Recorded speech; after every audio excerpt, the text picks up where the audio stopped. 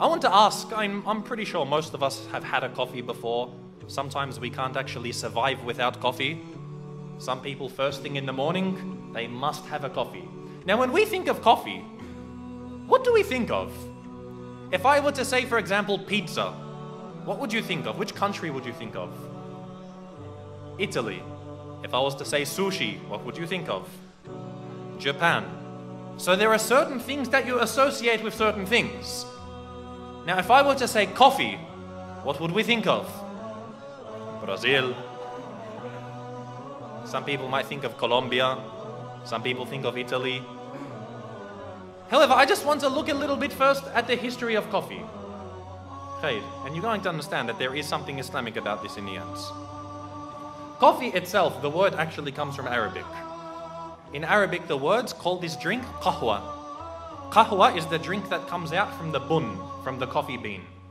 So they call this thing qahwa. Now qahwa, it comes from the verb qahiya, which means to lose one's appetite. Because the Arabs knew that when you drink a lot of coffee, khalas, you don't want to eat any more after this. So they would usually have it after their meals. Now the word qahwa, it spread from Yemen to the rest of Arabia until it went to the Ottoman Empire. Because the Arabs were the first ones to drink coffee. And the Ottomans really revolutionized coffee. I mean, Arabs like coffee. Ottomans and the Turks loved coffee. You'd find that they couldn't survive without coffee. This was every single Ottoman would be drinking it, to the point that many of the scholars of the Ottoman Empire, they stipulated that, of course, as we know as Muslims, a man has to spend on his wife. He has to supply her with a house, with food, with clothing. Otherwise, if he can't do this, it's grounds for divorce. Now, the Ottoman fuqaha also specified that he must give her enough coffee. Otherwise, it was enough to call for a divorce. So the Ottomans loved their coffee. However, the Ottomans, as most of us know, as the Turks today, they can't pronounce the letter waw. Instead of waw, they say it like v. You've heard Ottomans, you've heard Turks when they say, for example, wallah. What do they say? They say wallah. So you see the waw turns into a v. This is common in their speech. So the word qahwa, they couldn't say qahwa.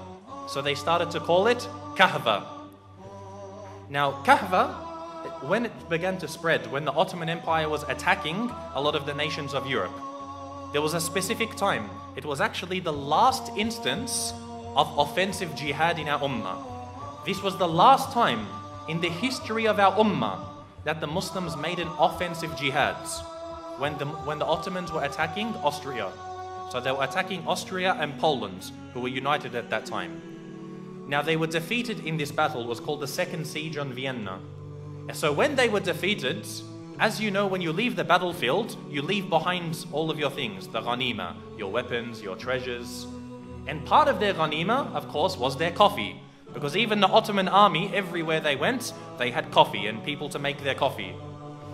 So they left behind their bags of coffee, and the Austrians and the Polish first, for the first time, discovered this new drink. So they asked many of the Turkish soldiers, what is this drink? So they said, this is called kahva. And so eventually it got the name kava. And then from the name kava, it turned into kafa, then into kafe. So you'd see that this drink was a Muslim drink. You see that this drink was a Muslim drink. For a long time, the Pope forbade Christians from drinking this. The Pope, he gave like a fatwa, and he said Christians are not allowed to drink coffee. It is haram for them. Until a while later, one of the later popes, he decided to reverse this decision. He got a bag of coffee and he baptized it in the church. So he said now coffee is a Christian drink. Now this story, the reason why I mentioned this is, as I said, when we start to introduce history, I like to suggest that we know nothing. Every day we drink coffee. Most of us won't even know about this Islamic history, when there was a point that just drinking coffee could get you thrown out of the Catholic Church. You'd be accused of being a Muslim. Nowadays, everyone drinks coffee, but very, very few people know about this history.